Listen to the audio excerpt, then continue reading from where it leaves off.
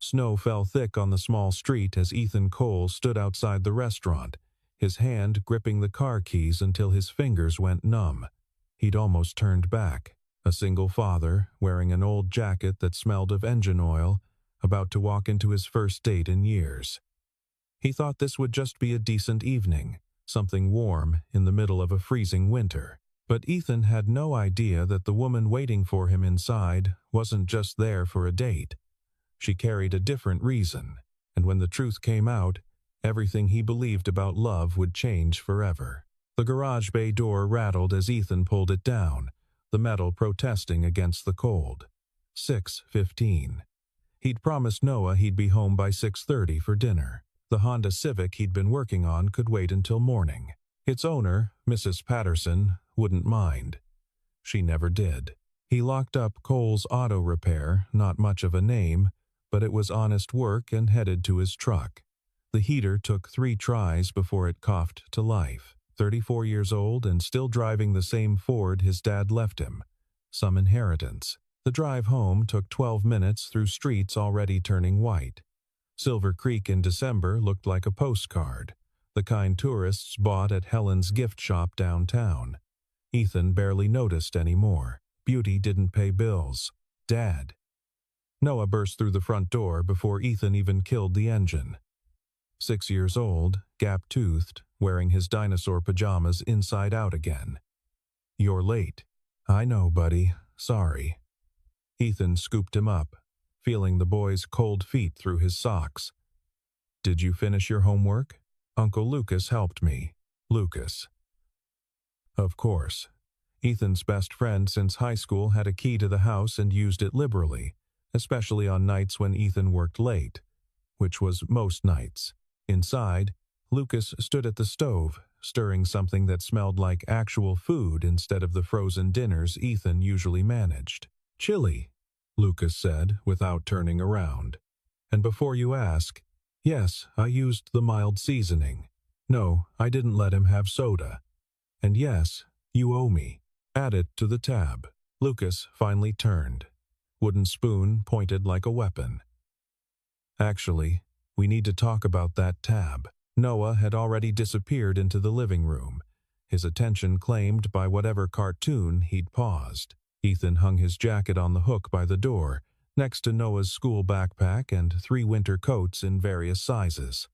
The boy grew like a weed. "I'm serious, Ethan." Lucas ladled chili into bowls. "You can't keep living like this." "Like what?" "I'm doing fine. You work 60 hours a week. You come home to a kid who misses you. And the last time you did something for yourself was—" Lucas paused, actually thinking. "I can't remember." That's the problem. Ethan carried the bowls to the small dining table, the one that wobbled no matter how many times he tried to fix it. Noah's fed. Roof doesn't leak anymore. Heat works. That's what matters. What about you? I matter by making sure he's okay. Lucas sat down heavily, the chair creaking. "There's a woman. At the bookstore. Sarah introduced us last week. Her name's Clara. She's nice. Normal. She knows you have a kid." I said no. "When's the last time you even talked to a woman who wasn't Mrs. Patterson or Helen from the gift shop?" Ethan focused on his chili. "It was good. Lucas always made good chili. I don't have time for dating. You don't have time to be miserable forever either." "I'm not miserable. You're not happy." From the living room came Noah's laugh, bright and uncomplicated. The sound every parent lives for. Ethan had built his whole life around creating moments for that laugh. "1 date," Lucas pressed. 2 hours. I'll watch Noah. If it's awful, you never have to do it again, and I'll stop bothering you. You won't stop bothering me. No, but I'll bother you about something else." Ethan looked at his friend. Lucas had been there the night Noah was born. Been there through the divorce that came 8 months later when Noah's mother decided motherhood wasn't for her and left for Denver with a man she'd met online. Been there through every birthday, every sick day, every moment Ethan felt like he was drowning. "Fine. 1 date." Lucas grinned. "Saturday, 7 o'clock. Marcello's." The Italian place? That's expensive. It's romantic. And you're paying because I've been feeding your kid for free for 6 years. After Lucas left and Noah was tucked in bed, Ethan stood in the bathroom, looking at himself in the mirror. When had those lines appeared around his eyes? When had his hair started showing gray at the temples? He thought about Saturday, about sitting across from a stranger and trying to remember how to be interesting, about explaining Noah, explaining his life, explaining why a grown man still lived paycheck to paycheck. Outside, snow continued falling. The weatherman had predicted 6 inches by morning. Ethan hoped Mrs. Patterson's Civic could wait until spring. Marcello's occupied a corner building downtown, red brick with green awnings dusted in snow. Ethan arrived at 7 to 10, late because Noah couldn't find his favorite stuffed triceratops and bedtime had turned into a negotiation. Lucas had finally shooed him out the door. Inside was warm and smelled of garlic and bread. A handful of tables, checkered tablecloths, candles in wine bottles. Ethan's hands smelled like the industrial soap from the garage. He'd scrubbed them twice. "Ethan?" She stood near a table by the window. Brown hair pulled back, simple gray sweater, jeans. Not what he expected. Lucas had said bookstore, and Ethan had pictured someone more. He didn't know. "Different. Clara?" "Hi." She smiled, and it reached her eyes. "I was starting to think you'd stood me up." "No, sorry. Bedtime crisis. Dinosaur-related?" He blinked. "Lucas told you?" He mentioned Noah loves dinosaurs. Said if I wanted to make a good impression, I should learn the difference between a brontosaurus and a brachiosaurus. Do you know the difference? Not remotely. But I watched a YouTube video, so I can fake it for about 30 seconds. Ethan laughed. Actually laughed. When was the last time he'd done that with a stranger? They sat. A waiter appeared, recited specials Ethan couldn't afford, then left them with menus and glasses of water. "So," Clara said, "single dad? That's what Sarah told me." Here it was. The moment most women found an excuse to leave, Ethan had been through it before, back when he still tried. "Yeah." "Noah's 6. It's just us." Clara nodded, sipping her water. "That must be hard." "It is, but he's—" Ethan searched for words. "He's everything good." Lucas showed me a picture. The one where he's wearing the T-Rex costume. Last Halloween. He wore it for 2 weeks straight. I had to wash it in the middle of the night while he slept. Did he wake up? "Yeah. Found me in the laundry room at 3 a.m. Thought I'd kidnapped his costume. Took 20 minutes to calm him down." Clara laughed, and Ethan realized he liked the sound. It wasn't polite or performative. It was real. The waiter returned. They ordered pasta for her, chicken for him, both choosing mid-priced items like they'd silently agreed not to make this expensive. "What do you do?" Ethan asked, falling back on safe territory. "Graphic design. Freelance. Mostly small businesses, local stuff. I design logos, websites, wedding invitations. That sounds creative. It pays the bills, usually. Sometimes I eat a lot of ramen. I know that diet." Outside, snow collected on the windowsill. Someone walked past, bundled in a coat, their breath visible in the streetlight. "Can I ask you something?" Clara leaned forward slightly. "And you can tell me if it's too personal." Ethan tensed. "Okay. What made you say yes to this?" "Lucas said he had to practically drag you here." Honest question. Ethan appreciated that more than she knew. "I didn't want to. Still not sure I do." He saw her eyebrows raise. "That came out wrong. I mean, dating feels like something other people do. People with time. People whose lives are less complicated. But you came anyway. Lucas is persistent. And maybe." Ethan stopped, surprised by his own honesty. "Maybe I'm tired of only being dad. Of that being my whole identity." Clara didn't respond immediately. She looked at him with something like understanding. I get that. I moved here 6 months ago. Before that, I was always someone's daughter, someone's girlfriend, someone's employee. I wanted to figure out who I was without all those labels. Are you figuring it out? Some days. Other days I just eat ramen and wonder if I made a huge mistake leaving Chicago. The food arrived. They ate and talked about nothing important: weather, the town, the bookstore where Lucas had engineered their meeting. Easy conversation, the kind that didn't require performance. Ethan found himself relaxing. His shoulders, usually tight from bending over engines all day, loosened. He even forgot to check his phone for messages from Lucas. "Tell me about Noah," Clara said. Over dessert, they decided to split. "What's he like?" "Smart. Scary smart sometimes. Last week, he explained plate tectonics to me using breakfast plates. I'm still not sure I understood, but he was very confident. Does he like school?" "Loves it.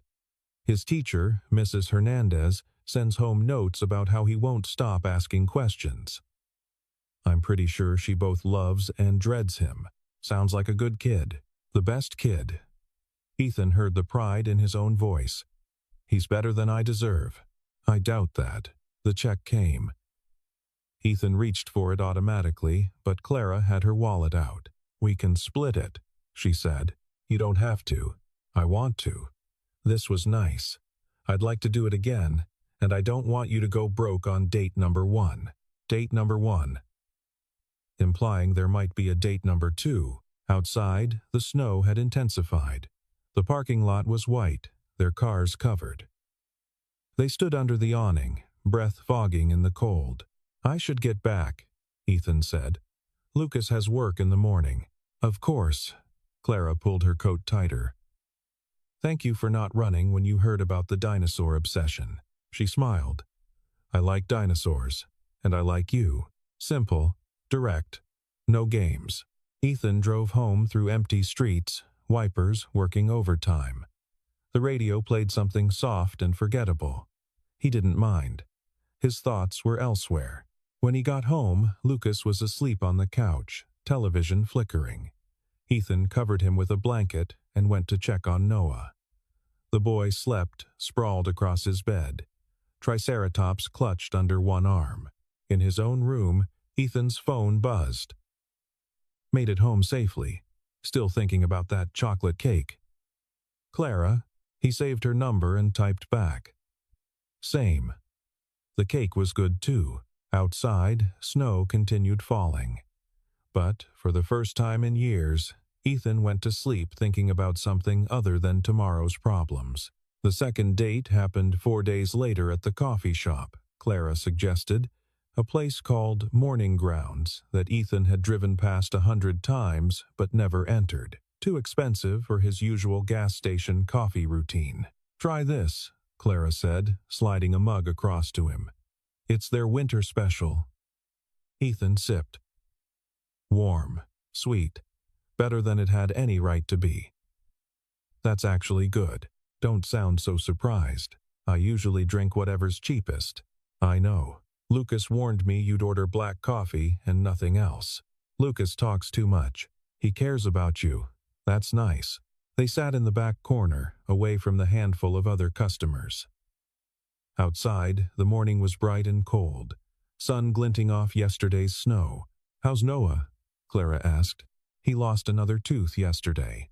Put it under his pillow with a note for the tooth fairy demanding inflation adjustment." Clara nearly choked on her coffee. "What?" He overheard me talking to Lucas about bills. Decided if everything costs more, the tooth fairy should pay more. Left a note explaining his reasoning, complete with a drawing of a tooth and a dollar sign. "What did you do?" The tooth fairy left $5 and a note saying she appreciated his entrepreneurial spirit, but the rate remains standard. "You're a good tooth fairy." "I try." Clara wrapped her hands around her mug. "Can I meet him?" Ethan's stomach tightened. "Noah?" "Eventually. Not now, not today. But if we keep doing this." She gestured between them. I'd like to meet the person who takes up most of your conversations. Most women ran from single dads. Clara was asking to run toward it. He's a lot, Ethan warned. Questions, dinosaurs, very strong opinions about which pasta shapes are acceptable. What pasta shapes are acceptable? Rotini and penne. He's anti-spaghetti because it's too messy. A man of standards. He gets it from me. The standards or the mess? Both. They talked until Ethan had to leave for work. Mrs. Patterson's Civic wasn't going to fix itself, and he had 3 other cars lined up behind it. Text me later, Clara said as they stood to leave. Yeah, I will. He did. A week later, Clara came by the garage late afternoon, bringing sandwiches from the deli. You don't have to, Ethan started. I know. I wanted to. They ate sitting on his workbench, surrounded by tools and the smell of oil. She asked about the car he was working on. Actually listened when he explained the problem with the transmission. You really like this, she observed. Fixing things? Yeah. It makes sense. Something's broken, you find out why. You fix it. Clear cause and effect. Not like people. People are harder to fix. Clara's phone buzzed. She glanced at it, frowned slightly, then put it away. Everything okay? Ethan asked. Just my dad. We're not close. He wants me to visit for Christmas. You don't want to? It's complicated. She took another bite of sandwich, clearly not wanting to elaborate. Ethan understood complicated family dynamics. You don't have to explain. Thank you. The Saturday before Christmas, Clara met Noah. Ethan had been nervous for days. Lucas had laughed at him. You're acting like she's meeting the president. This is more important than the president. They met at the park, the one with the good playground that Noah loved. He was bundled in his winter coat, hat pulled low, already running toward the swings before Ethan finished parking. Clara stood by the fence, hands in her pockets. She'd worn jeans and a blue jacket. Practical. Good. Hi, Ethan said, suddenly 17 again and terrible at this. Hi yourself. She looked toward Noah. That him? In all his glory. He's got your eyes. No one had ever said that before. Ethan didn't know what to do with it. Noah came running over, skidding to a stop in the snow. Dad, push me on the swings. In a minute, buddy. I want you to meet someone. This is Clara. Noah looked up at her, assessing. Are you Dad's girlfriend? Clara crouched down to his level. I'm your dad's friend. Is that okay? Do you like dinosaurs? I think they're pretty cool. What's your favorite? I don't know enough about them. What's yours? Ankylosaurus. It has a club tail for defense. That does sound cool. Maybe you can tell me more about it? Noah's face lit up. Okay. Dad, push Clara on the swings too. The next hour passed in a blur of playground equipment, snow angels, and Noah's non-stop commentary about various prehistoric creatures. Clara kept up, asked questions, didn't talk down to him. When Noah ran off to climb the jungle gym, Clara stood next to Ethan. You okay? She asked quietly. Yeah. Just watching. He's great. Really great. He likes you. I like him too. Something in Ethan's chest loosened. A knot he'd been carrying for years. They got hot chocolate afterward at Morning Grounds.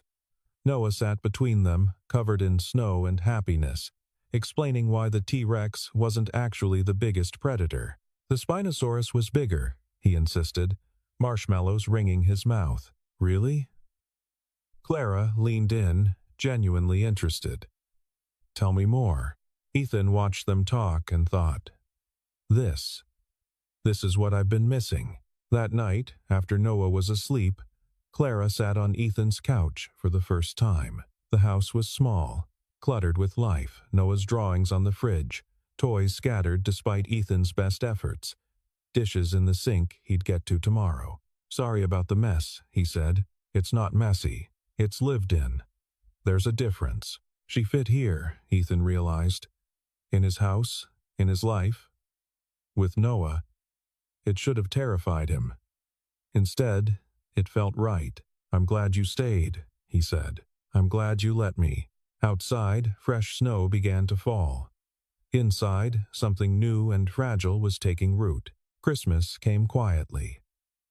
Ethan couldn't afford much. A new dinosaur encyclopedia for Noah, socks for himself, practical things that mattered. Lucas brought over a ham, and Clara showed up with cookies she'd baked, each one carefully decorated with icing dinosaurs. Noah's eyes went wide. "You made these?" "I did. Wasn't sure if I got the Stegosaurus plates right. They're perfect." They ate dinner around the wobbly table. Paper plates because Ethan hadn't gotten around to replacing the dish set that had broken last month. It didn't matter. Noah talked non-stop. Clara laughed at Lucas's terrible jokes, and Ethan felt something he'd almost forgotten: content. After dinner, they watched Noah's favorite Christmas movie, the one about the train to the North Pole. Clara sat next to Ethan on the couch, Noah between them, already falling asleep before the movie ended. "I should go," Clara whispered. "You could stay." Ethan hadn't planned to say it. "Guest room." She looked at him for a long moment. "Okay." Lucas left with a knowing smile. Ethan carried Noah to bed, Clara following to say good night. "Best Christmas ever," Noah mumbled, already half asleep. "Yeah, buddy." It was. In the morning, Ethan woke to voices in the kitchen. He found Clara and Noah making pancakes, the boy standing on a chair, mixing batter with intense concentration. "We're making dinosaur shapes," Noah announced. "I see that." Clara looked over, flour on her cheek. "Morning? Hope you don't mind." "Mind?" "You're making breakfast." "Noah's making breakfast. I'm just supervising." They ate misshapen pancakes that tasted perfect. Noah talked about all the dinosaur facts he'd learned from his new book. Clara listened, like every word mattered. This became their rhythm. Clara came by 2, 3 times a week. Sometimes they'd have dinner. Sometimes she'd show up at the garage with coffee. Sometimes she'd just sit with Noah while he did homework, helping with math problems Ethan had to look up on his phone. New Year's Eve, they stayed in. Noah made it until 9 before falling asleep, worn out from playing in the snow all afternoon. Ethan and Clara sat on the porch, bundled in blankets, watching the neighbors' fireworks. "This is nice," Clara said. "Cold, that too. But nice." Ethan looked at her profile in the firelight from someone's fire pit down the street. "I wasn't looking for this. Neither was I. But I'm glad it happened." "Me too." She leaned against him, and they watched the sky light up with distant colors. January brought bitter cold. The garage's heater barely kept up. Ethan worked with numb fingers, finishing Mrs. Patterson's nephew's truck, then Mr. Chen's van, then 3 cars that all needed winter tires. Clara brought lunch again on a Tuesday. She'd started doing that, just showing up with food and company. "You don't have to keep feeding me," Ethan said. "I know, but you forget to eat." "I eat. Gas station sandwiches don't count." They sat in his tiny office, really just a closet with a desk. Clara had her laptop, working on a logo design while Ethan ate. "What's that for?" he asked, nodding at her screen. "New bakery downtown. They want something modern but warm. You're good at this." "Thanks. It's not saving lives, but I like it. You make people's dreams look real. That matters." She smiled at him, that same genuine smile from their first date. "You're good at pep talks. Noah requires a lot of them. How's he doing in school?" "Good. Great, actually. His teacher wants him tested for the gifted program." "That's amazing. It's expensive." "Special classes, materials, trips?" Ethan set down his sandwich. "I'm not sure I can afford it. You'll figure it out. You always do." "What makes you so sure?" "Because you're here, working yourself to death to give him everything." That kind of dedication finds a way. Ethan wanted to believe her. That weekend, Clara came over for movie night, their new Friday tradition. Noah picked the film, another dinosaur documentary, and fell asleep 20 minutes in, curled against Clara's side. "He really trusts you," Ethan said quietly. "I hope so. I care about him." "And me?" She looked over, eyes soft in the television's light. They kissed for the first time that night, careful and slow, Noah sleeping between them, the documentary narrator droning on about the Cretaceous period. It wasn't fireworks or movie magic. It was real and warm and perfect. February arrived with more snow. Noah had a school project about habitats. Clara helped him build a diorama of a prehistoric forest, complete with clay dinosaurs and actual plants she bought from the hardware store. "You didn't have to do all this," Ethan said, watching them work at the kitchen table. "Are you kidding? This is fun." Clara glued another tree into place. "I never got to do projects like this as a kid." "Why not?" "My parents weren't really the crafts type, more the here's a book type. Books are good. Books are great. But so is this." Noah held up his T-Rex. "Look, Dad. Clara showed me how to make scales." "That's awesome, buddy." They worked until late, until Noah's eyes started drooping and his words started slurring. Ethan carried him to bed, Clara cleaning up the craft supplies. "Thank you," Ethan said when he returned. "For this, for him, for everything. You don't have to keep thanking me." "Yes, I do.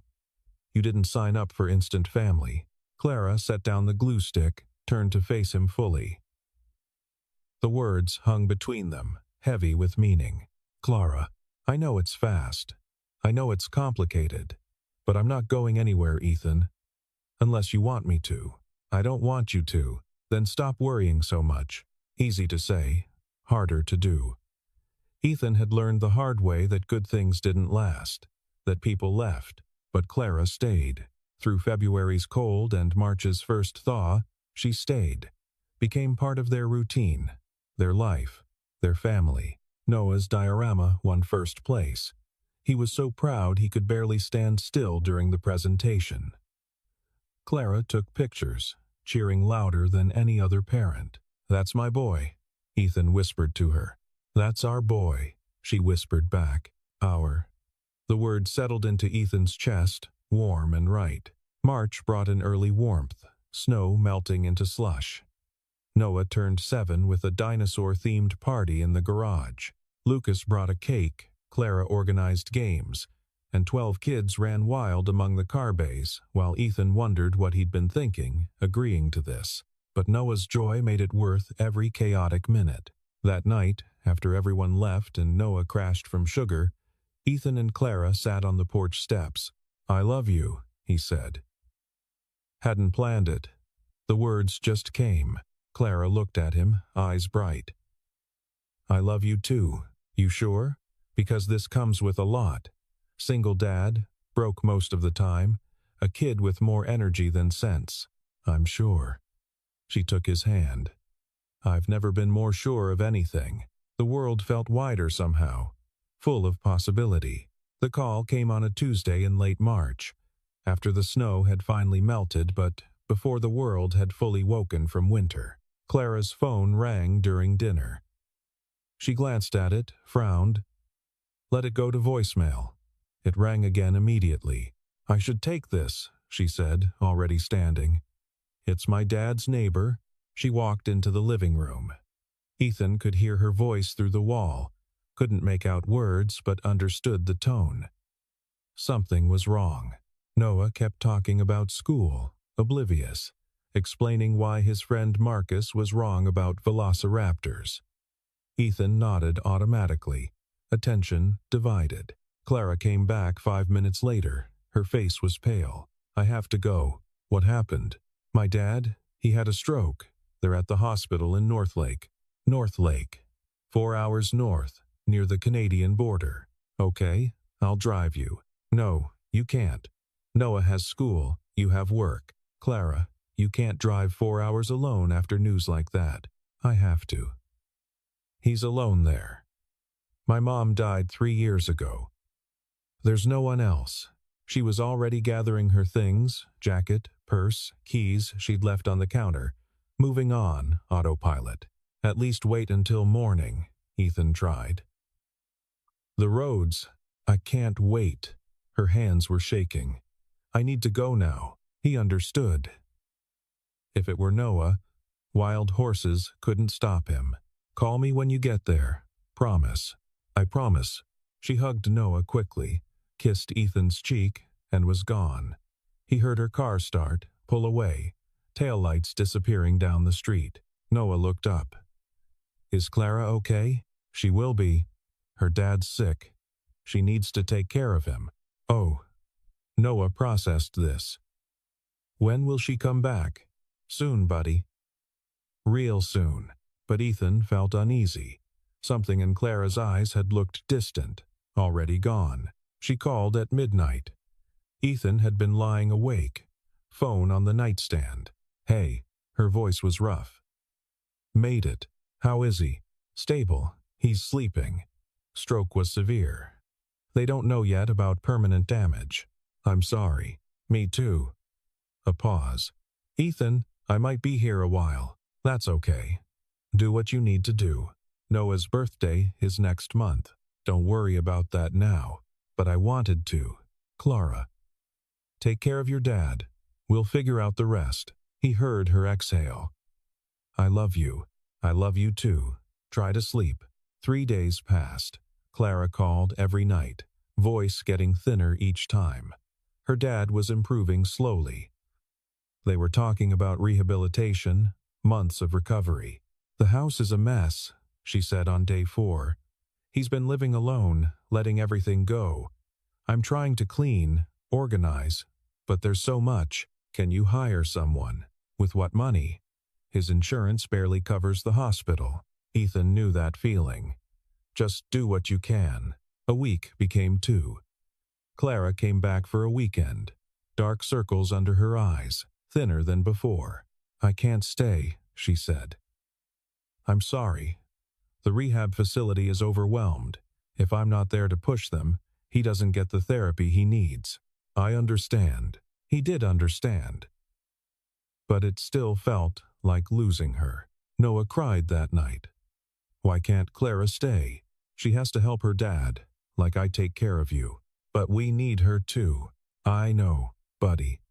But sometimes people we love need us in different places. The words felt hollow. But what else could he say?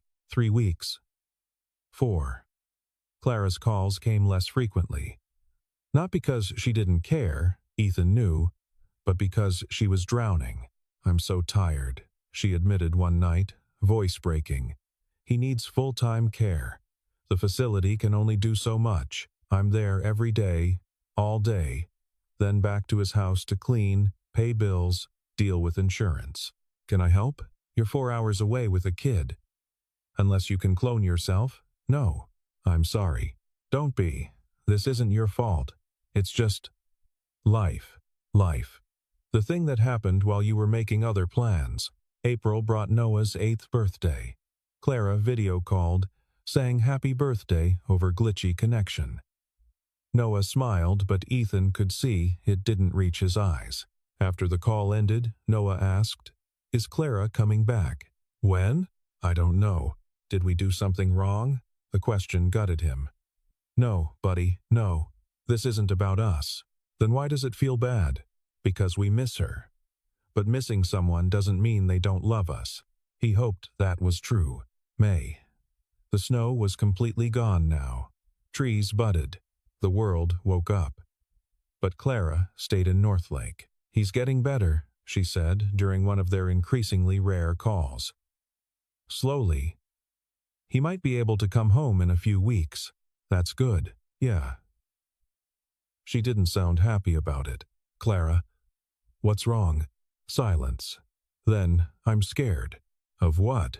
That, even when he's home, I can't leave. That he'll need me here permanently. And I'm scared that if I say that out loud, I'm a terrible daughter. You're not terrible. You're exhausted. Same thing sometimes. Ethan wanted to drive up there. Wanted to fix this like he fixed engine. Find the broken part, replace it, make everything work again. But people weren't engines. Then came the call that changed everything.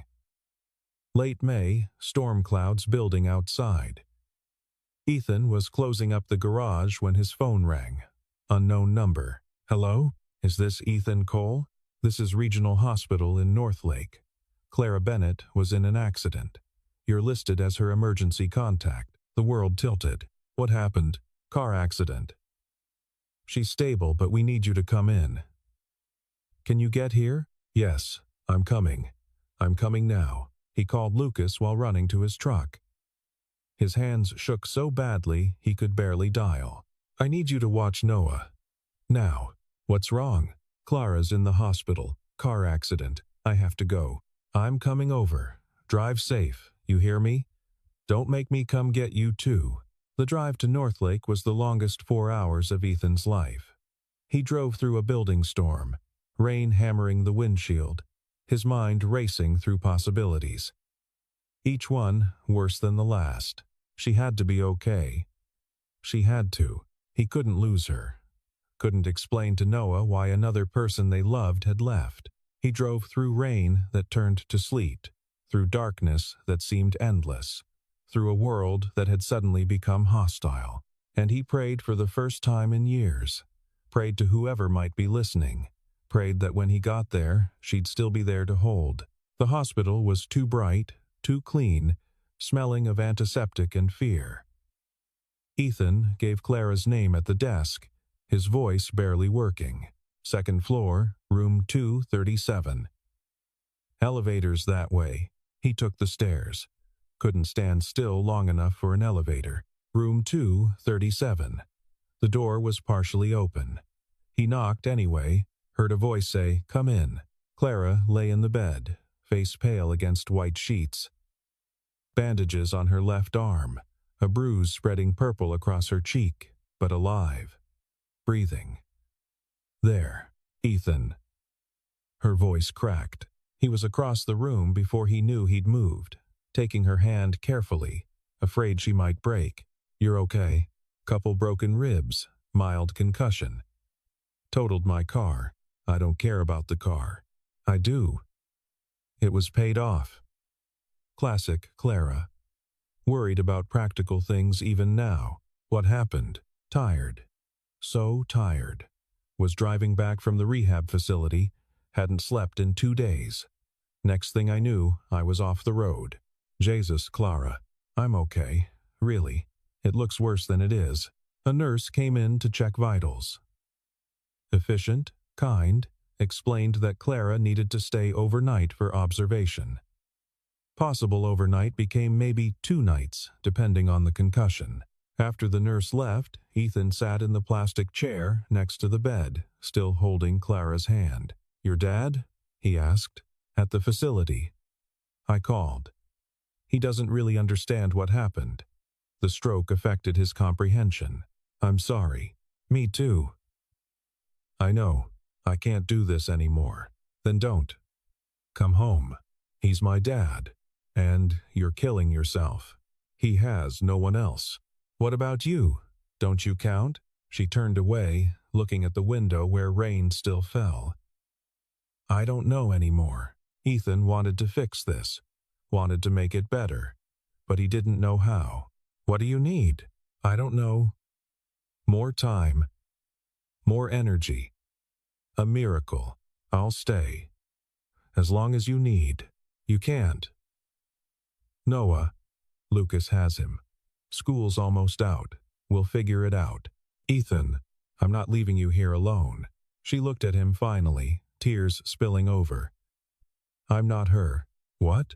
Noah's mom. I'm not going to leave. I'm not walking away from you. The fear he'd been carrying, the one he didn't want to name, finally had words. I know that. Do you? Because you've been waiting for me to run. I can feel it. Maybe she was right. Maybe he had been waiting. I'm scared, he admitted, of losing you, of this being too hard, of you realizing that a broke mechanic with a kid isn't worth all this trouble. You're an idiot. He laughed, surprised. Excuse me? You're worth everything. You and Noah both. Don't you get that? Then why does this feel like goodbye? Clara squeezed his hand, hard enough to hurt. Because it's scary. Because I'm scared. But not of you. Never of you. They sat in silence, rain pattering against the window. Eventually, Clara fell asleep, exhaustion winning. Ethan stayed in the chair, watching her breathe, counting each inhale like a promise. A doctor came by around midnight. Young, tired, probably working a double shift. You're the boyfriend? She's lucky. Couple feet to the right, she would have hit that tree head on. When can she leave? Tomorrow, if the CT scan looks good. Someone needs to stay with her for 48 hours. Concussion protocol. I will. Good. The doctor made a note on his tablet. Make sure she rests. Actually rests. She's running on empty. After he left, Ethan sent Lucas a text.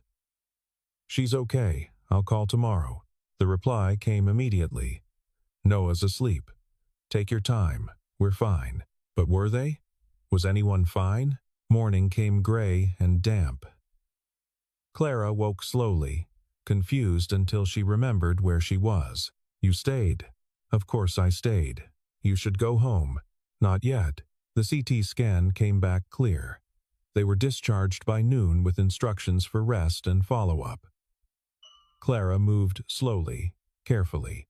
Each breath seemed to hurt. Her dad's house was 20 minutes away, a small ranch that had seen better days. Inside smelled stale. Dishes in the sink. Mail piled on the counter. The life of a man who'd been managing alone and failing. I've been trying to clean, Clara said. Between hospital visits. Sit down. I'll make coffee. He found the kitchen, figured out the ancient coffee maker, and made something that resembled coffee. Brought 2 mugs to the living room where Clara had curled up on the couch. I should call the facility, she said. Check on him. In a minute. Drink this first. She did, hands wrapped around the mug. Outside, the rain had stopped, but the sky stayed gray. I need to figure out what happens next, Clara said. He can't come back here alone. But I can't stay forever. What do you want? I want. She stopped, started again. I want to come home. I want you and Noah and our life. But I can't abandon him. You're not abandoning anyone. You're one person. You can't do everything. Then what do I do? We figure it out. Together. I don't know yet. But running yourself into the ground isn't the answer. They spent the afternoon researching options. Long-term care facilities. In-home nursing. Financial assistance programs. None of it was cheap. None of it was easy. I can't afford any of this, Clara said, staring at her laptop. What about his savings? Gone. Medical bills. The house is mortgaged. He has Social Security. That's it. Ethan looked at the numbers. Did the math in his head. It was bad. Really bad. We'll figure it out, he said again, wishing he had better words. That night, they slept in Clara's childhood bedroom. Twin bed, posters still on the walls. Strange and sad, this glimpse into who she'd been before. I couldn't wait to leave this place, she whispered in the dark. Went to Chicago the day after high school. Swore I'd never come back. But you did. Because he needed me. But Ethan, I can't stay. I can't live here. Then don't. It's not that simple. Maybe it is. Maybe you're making it harder than it needs to be. She didn't answer. Eventually, her breathing evened out. But Ethan stayed awake, thinking about broken cars and broken people, and how sometimes you couldn't fix everything. He stayed 3 days, helped Clara interview home health aides, organized her dad's bills, fixed the leaking faucet in the bathroom because he couldn't just sit still. You don't have to do all this, Clara said, watching him work. I want to help. This isn't your problem. You're not a problem. Stop saying that. On day 3, Lucas called. You need to come home. Noah's asking questions I can't answer. What kind of questions? Like whether Clara's coming back. Like whether you're coming back. Kid's scared, Ethan. Guilt pressed heavy on his chest. Put him on. Dad? Noah's voice was small. Hey, buddy, you okay? When are you coming home? Tomorrow. I promise. Is Clara okay? She's getting better. Is she coming too? Ethan looked at Clara, curled up on the couch. Not yet, but soon. Yeah, I miss you. I miss you too. So much. I'll be home tomorrow, okay? Okay. After he hung up, Clara said, You should go tonight. Tomorrow's fine. No, he needs you now. I'm okay. You're not okay. I will be. And you need to be there for Noah. She was right. Ethan knew she was right. He left that night, driving through darkness, leaving Clara alone in that sad house with her unconscious father and impossible choices. It felt like failure, like he was abandoning her the way everyone else had. But Noah needed him too, and Ethan was just one person. The drive home was silent. No radio. Just him and his thoughts and the fear that everything was falling apart. Noah clung to him when he got home, just wrapped his arms around Ethan's waist and held on. I thought you weren't coming back. I'll always come back, buddy. Always. Promise? Promise. But could he promise Clara the same thing? Life resumed its rhythm, but it felt off-key. Ethan worked, took care of Noah, talked to Clara every night. But the conversations got shorter, her voice more distant. How's your dad? Became his opening line. Same became hers. She'd found a home health aide, but it was temporary. She was juggling his bills on top of her own. She'd stopped taking new design clients because there wasn't time. Come visit, Ethan said during one call. I can't afford the gas. I'll send you money. You don't have money to send. He didn't, but he'd figure it out. 2 weeks passed. 3. Noah stopped asking when Clara was coming home. That worried Ethan more than the questions had. Lucas sat at the kitchen table one night after Noah was asleep. You're losing her, he said bluntly. I'm not. Ethan, when's the last time she visited? She's dealing with. I know what she's dealing with. But you're here. She's there. And neither of you knows how to bridge that gap. What am I supposed to do? Her dad needs her, and you need her. Noah needs her. So I'm supposed to make her choose? That's not fair. Nothing about this is fair. But pretending it's sustainable isn't helping anyone. June arrived. School ended. Noah's teacher sent home a glowing report and a note about the gifted program. Ethan filled out the application, left the financial aid section blank. He'd figure it out. Clara called less. Once a day became every other day, became twice a week. When they did talk, she sounded exhausted. I'm looking into permanent facilities, she said one night, places he could move to.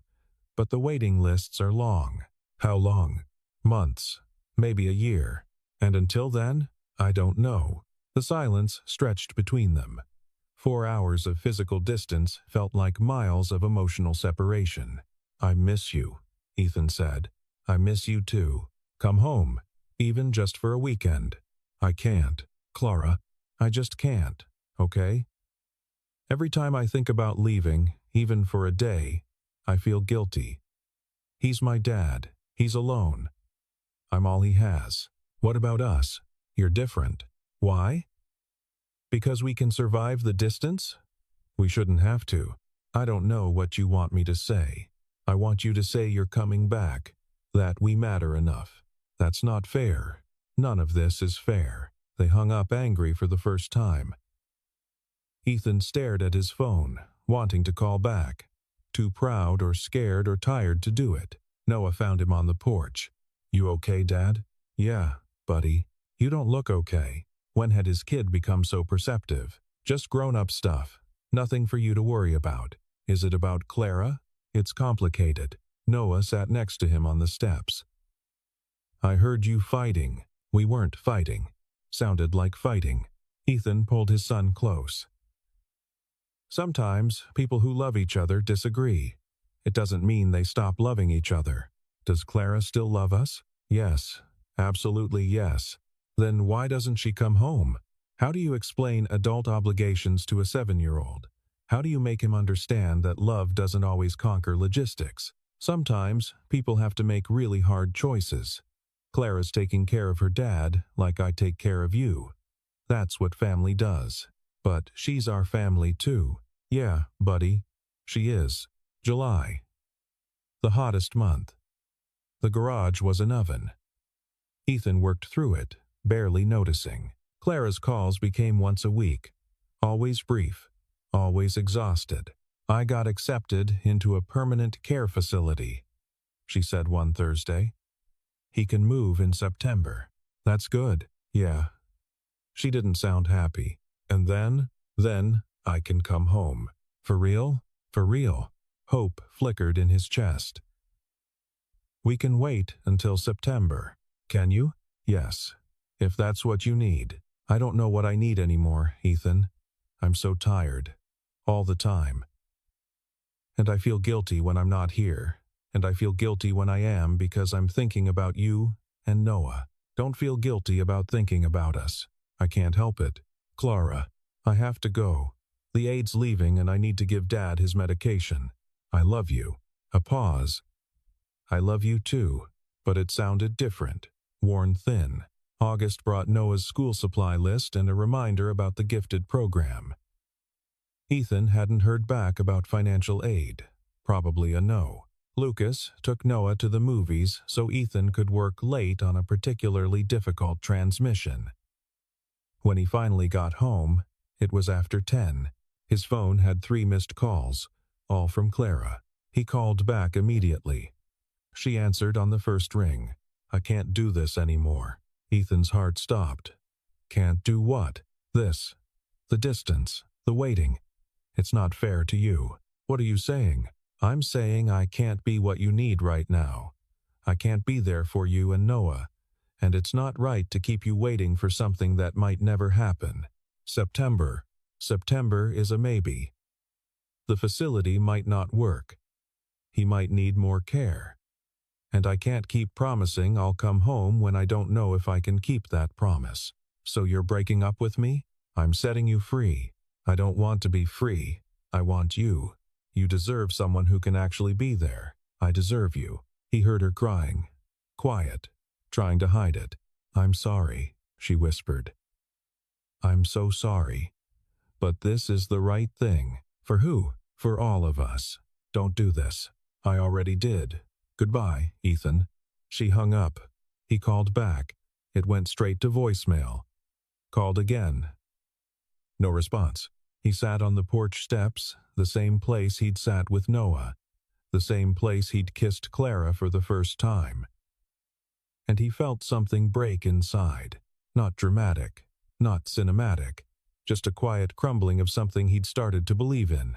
Lucas found him there an hour later, Noah already asleep in the car. What happened? She ended it. What? Why?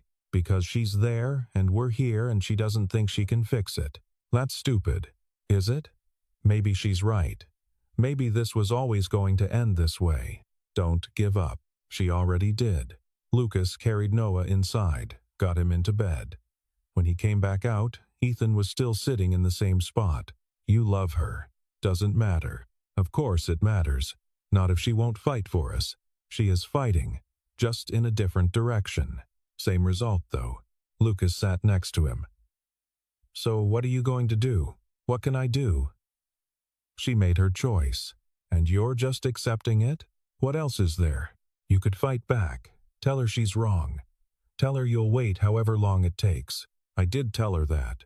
Then tell her again. And again. Until she believes it. Ethan shook his head. If she wanted to be with us, she'd find a way. She's drowning, man. People make bad decisions when they're drowning. Maybe. But it didn't change the outcome. Noah asked about Clara the next morning. She's still in Northlake, Ethan said. When's she coming back? Ethan couldn't say the words. Couldn't tell his son that the woman he'd come to love was gone. I don't know, buddy. Can we call her? Not right now. Why not? Just... Not right now. Noah looked at him with those too perceptive eyes. Did Clara leave like Mom did? No. It's different. How, indeed? Mom left because she didn't want to be a mom. Clara left because she had to take care of her dad, but she still left. Yeah, buddy, she did. Noah's face crumpled. Ethan pulled him close, both of them crying on the kitchen floor while cereal got soggy in forgotten bowls. The days after Clara's call blurred together. Ethan went through the motions: work, dinner, bedtime, repeat. Noah grew quiet, spending hours with his dinosaur books instead of playing outside. Lucas stopped by daily. Didn't always talk, just existed in the space.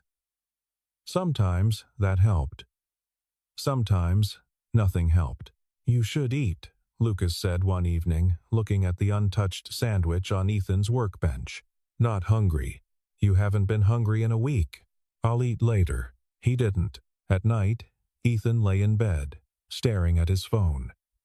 Clara's number was still there. He could call, could text, could beg her to reconsider. He did none of those things. Pride, maybe, or respect for her decision, or just exhaustion. He didn't have the energy to fight for someone who didn't want to be fought for. 2 weeks after the call, he took Noah to the park, the same one where Clara had met him the first time. Noah went straight to the swings, that muscle memory of happier days. Ethan pushed him, listening to the squeak of chains, watching other families enjoy the late summer day. A couple with a toddler, an older man with his grandkids. Everyone seemed whole except them. Yeah? Do you think Clara still thinks about us? I'm sure she does. Then why doesn't she call? Because sometimes thinking about people hurts too much. Because distance makes everything harder. Because she made a choice and she's sticking to it. I don't know, buddy. I miss her. Me too. They stayed until the sun started setting. Until the other families packed up and left. Until it was just them and lengthening shadows. At home, Noah went straight to his room. Ethan heard drawers opening, things being moved. When he checked, Noah was taking down the pictures they'd stuck to his wall photos. Clara had taken of them, drawings she'd made, the dinosaur bookmark she'd given him. What are you doing? Putting them away. Like you did. Ethan had boxed up Clara's things the day after the call. Her toothbrush from the bathroom. The sweater she'd left on the couch. The coffee mug she always used. All of it packed away because seeing it hurt. You don't have to do that. Yes, I do. Because she's not coming back. Noah, she's not. And I don't want to look at her face and remember. 7 years old and already learning to build walls. Ethan's heart broke a little more. Okay, we can put them away. They boxed up Clara together, erasing her from the visible parts of their lives. It didn't make missing her any easier. 3 weeks. A month. August died slowly into September. Lucas brought over takeout, forcing Ethan to eat. You're going to waste away. I'm fine. You're not fine. Neither is Noah. What am I supposed to do? I don't know. But this isn't working. She doesn't want us, Lucas. She made that clear. Did she? Or did she push you away because she's scared? What's the difference? Intent, fear. People do stupid things when they're scared. Then she should have been braver. Should you? The words hit hard. Ethan set down his fork. What's that supposed to mean? Means you're letting her go without a fight. Means you're accepting her fear as fact. Means you're giving up. She ended it. And you just agreed? Didn't fight back? Didn't tell her she was making a mistake? It's her choice to make. It's both your choices. That's how relationships work. Not when one person won't even answer the phone. Have you tried? Ethan hadn't. Not since that first night. What's the point? She knows where we are. If she wanted to come back, she would. Maybe she thinks you don't want her to. That's stupid. Of course I want her to. Have you told her that? I told her I loved her. When? Before she said goodbye? That's not enough. What do you want from me? I want you to fight for her. I want you to show her that this is worth saving. Because right now, you're both sitting in your separate corners, too proud or scared to make the first move. It's not pride. Then what is it? Respect. For her decision. For her autonomy. That's a fancy way of saying you're scared of rejection. Maybe Lucas was right. Maybe Ethan was hiding behind respect because fighting back meant risking another loss. Even if I wanted to, Ethan said slowly. What would I say? Come back? Ignore your dying father? Choose us instead?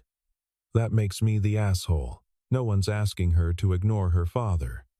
But she doesn't have to sacrifice her entire life either. She thinks she does, then change her mind. I don't know, man. But doing nothing guarantees you lose her. That night, after Noah was asleep, Ethan sat with his phone, opened his messages with Clara. Their last conversation was her goodbye, his unanswered plea. He started typing, deleted it, started again. Finally, I hope you're okay. We miss you. Simple. Non-confrontational. An opening. He hit send before he could overthink it. 3 hours later, his phone buzzed. He grabbed it so fast he nearly dropped it. Miss you too. How's Noah? He's okay. Sad. We both are. I'm sorry. I know. The dots appeared, disappeared, appeared again. Whatever she was typing, she kept changing her mind. Finally, how are you really? Surviving. Wishing things were different. Me too. Then come home. The dots stopped. No response for 10 minutes. 15. Ethan set the phone down, disappointed but not surprised. Then, I can't yet. September 15th. Dad moves to the facility. After that, hope kindled. Dangerous, fragile hope. After that, what? After that, I don't know. But maybe we can talk. I'd like that. Ethan? Yeah? I didn't want to end things. I just didn't see another way. There's always another way. I hope you're right. They texted until late, nothing profound. Just existing in the same space for a while. It wasn't fixing things. But it was something. September 15th was 3 weeks away. Ethan counted down days like a prisoner. The call came from Lucas, who'd gotten it from Sarah at the bookstore, who'd heard it from her cousin who worked at the facility in Northlake. Clara's dad is recovering, Lucas said, barging into the garage without preamble. Has been for weeks. He's going into long-term care, but he's stable, not dying, not helpless. Ethan set down his wrench. What? She's been killing herself for a man who's getting better. He doesn't need 24-hour care. He needs supervised living. There's a difference. How do you know this? Sarah's cousin is a nurse there. She recognized the name when I mentioned Clara. Said her dad's one of their success stories. Stroke rehab worked. He's doing physical therapy, cognitive exercises. He'll need support, but not a full-time caretaker. The information settled like stones in Ethan's stomach. So she could have come home? Weeks ago? Maybe. But she's convinced herself he'll fall apart without her. Why would she think that? Guilt? Fear? Being needed feels important when you're scared of other things. Ethan thought about Clara's voice during their calls. The exhaustion. The hopelessness. She's drowning in something that might not exist, he said slowly. Or she's hiding there, from having to choose. From facing what happens if she comes back and it doesn't work. That was harder to accept. That Clara might be staying gone not because she had to, but because leaving felt safer than trying. I need to talk to her. No, you need to go there. Show her you're serious. That this is worth fighting for. I can't just leave Noah. I've got Noah. Take a couple days. Go figure this out. Lucas. Man, I have watched you be miserable for a month. Watch that kid lose his spark. If there's a chance to fix this, you take it. Today. Now. He was right. Ethan knew he was right. He closed the garage, went home, and packed a bag. Noah sat on the couch, watching with solemn eyes. Where are you going? To see Clara. Because I need to talk to her. About us. About what happens next. Is she coming home? I don't know yet, but I'm going to try to bring her back. What if she says no? Then at least I tried. Noah thought about this. Dad? Yeah? Tell her I miss her. I will, buddy. And tell her. Tell her it's okay if she needs to stay. But I want her to want to come home. 7 years old, with the wisdom of someone much older. Ethan pulled his son close. I'll tell her exactly that. The drive to Northlake took 4 hours. Ethan made it in 3.5. He drove with purpose, with determination. With a speech half formed in his head, Clara's dad's house looked the same as last time. Small, tired, but the yard was mowed. Someone was taking care of things. Ethan knocked. Heard movement inside. Then the door opened and Clara stood there, shock clear on her face. Ethan? What are you? We need to talk. Okay, come in. The house smelled different. Cleaner, like someone had finally dealt with the mess. Clara looked different too. Thinner, yes. Tired, yes, but something else. Something like resignation. Your dad's doing better, Ethan said. Not a question. Clara's face shifted. Did Lucas call you? Does it matter? Is it true? He's improving, yes. Then why are you still here? Because he needs supervised care. Not you destroying your life. It's not that simple, isn't it? You're staying because you feel guilty. Not because he actually needs you here 24/7. Clara's eyes flashed. You don't understand. Then, explain it to me. He's my father. My mother's gone. I'm all he has. What about what you have? What about us? I think about you every day. About Noah. About the life I left behind. Then come back to it. I can't just abandon him. Moving him to a facility where he'll get proper care isn't abandonment. Staying here out of guilt isn't helping anyone. You don't get to judge my choices. I'm not judging. I'm asking why you're choosing obligation over love. The words hung between them, sharp and true. Clara's face crumpled.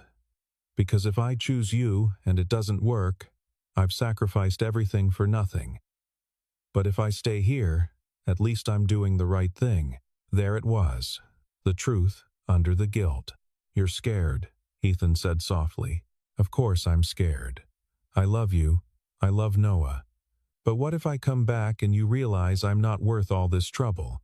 What if Noah resents me for leaving? What if I've already ruined everything and I just don't know it yet? So you're staying away to prevent getting hurt? I'm staying away because it feels safer than risking everything.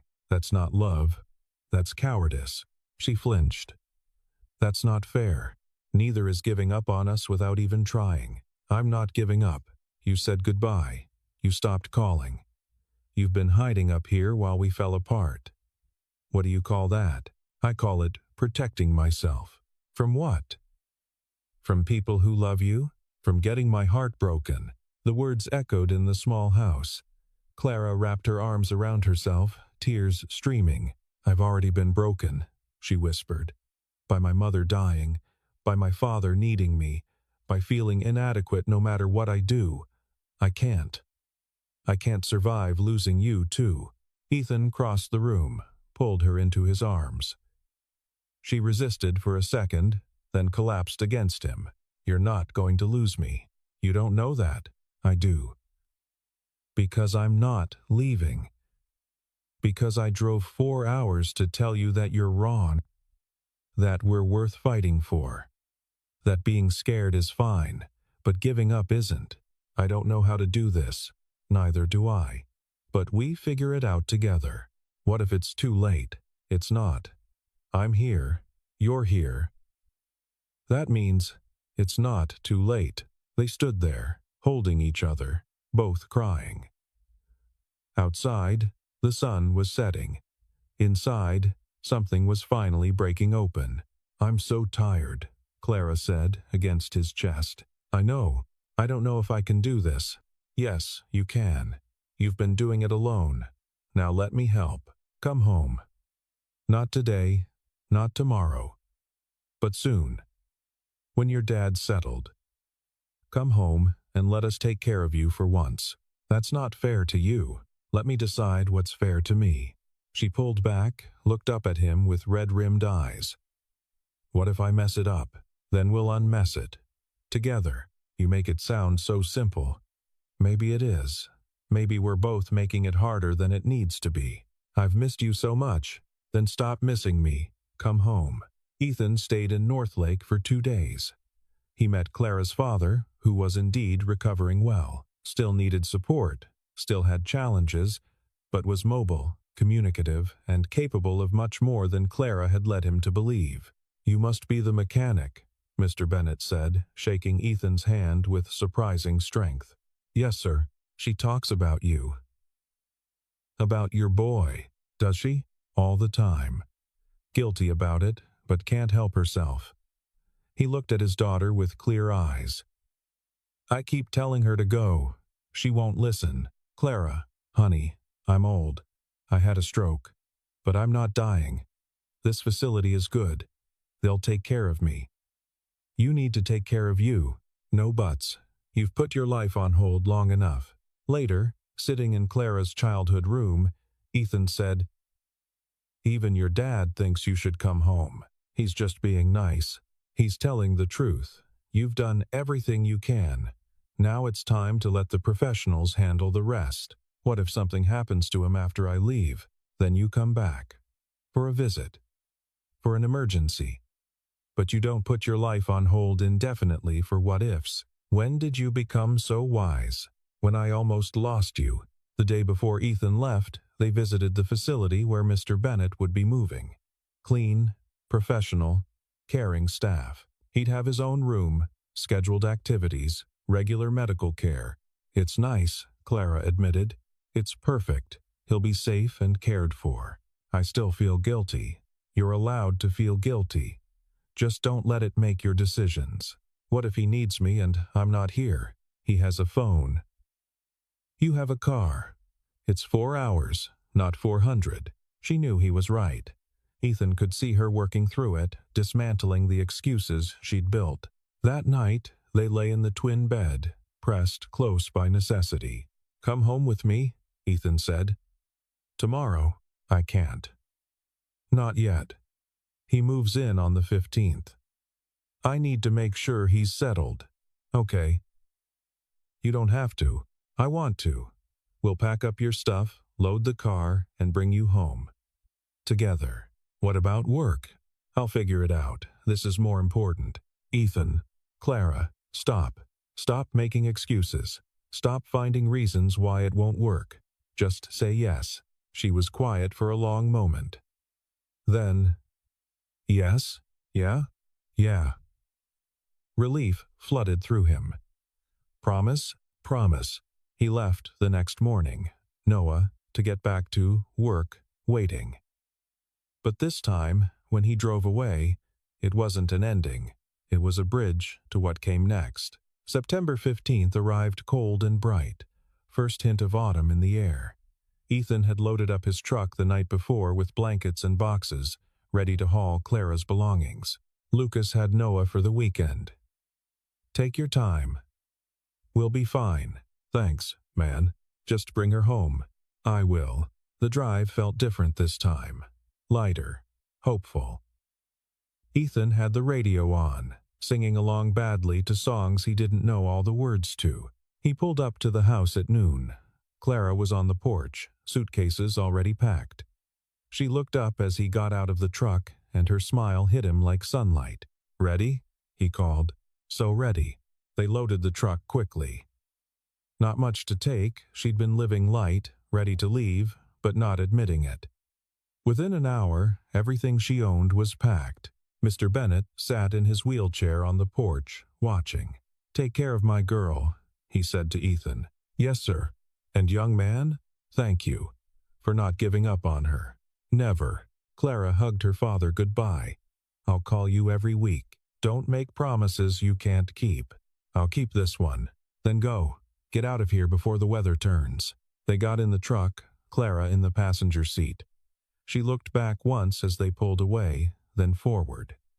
Toward home, they drove in comfortable silence for a while, landscape sliding past. Then Clara reached over, took Ethan's hand. "Thank you for coming after me. Thank you for letting me. I'm sorry I pushed you away. I'm sorry I almost let you go." What do we tell Noah? The truth. That you were scared, but you're not scared anymore. What if I'm still scared? Then we're scared together. Halfway home, snow started falling. Early for September, but this was Vermont. Weather didn't follow rules. Clara watched it through the window. "I used to hate snow. Reminded me of being stuck. And now? Now it reminds me of the night we met. Of you standing outside Marcello's, looking like you wanted to run. I did want to run, but you didn't. Best decision I ever made." The snow got heavier as they drove. By the time they reached Silver Creek, the roads were white. Ethan's truck handled it fine, old but reliable, like everything in his life. They pulled up to the house just as the sun was setting. Lucas's car was out front. Through the window, Ethan could see Noah at the table. Homework spread out, Lucas probably helping despite his protests. "You ready?" Ethan asked. Clara nodded. "Let's go home." They walked up the path together, snow falling around them. Ethan opened the door. Noah looked up, saw Clara, and his face transformed. "Clara!" He was across the room in seconds, crashing into her. Clara caught him, held tight, both of them crying. "You came back. I came back. Forever? Forever." Lucas caught Ethan's eye, raised his beer in salute. Ethan nodded back. Message received. Good job. That night, after Noah was asleep, Clara and Ethan sat on the porch. Snow still falling, world quiet and white. "I'm sorry I made you wait," Clara said. "I'm sorry I almost gave up. We're kind of terrible at this." "Yeah, but we're terrible together." She laughed, that real laugh he'd missed so much. "I love you. I love you too, both of you. This whole complicated mess, it's not a mess. No, it's home." They sat in the cold, watching snow fall on their small street in their small town. Nothing had been fixed easily. Nothing had been simple. But they were together, and that was enough. Inside, Noah dreamed of dinosaurs. Outside, snow covered everything in white. And between them, Ethan and Clara held hands, holding on to what they'd almost lost. The winter would be long. There would be hard days ahead. Clara would struggle with guilt. Ethan would struggle with fear. Noah would need reassurance, but they would face it together. That was the promise. That was the truth. Sometimes love wasn't about grand gestures or perfect timing. Sometimes it was just about showing up, about being brave enough to try, about running through snow to hold on to something worth keeping. Clara leaned against Ethan's shoulder. "No more running away. No more running away. Promise? Promise." The snow continued falling. But inside, everything was warm.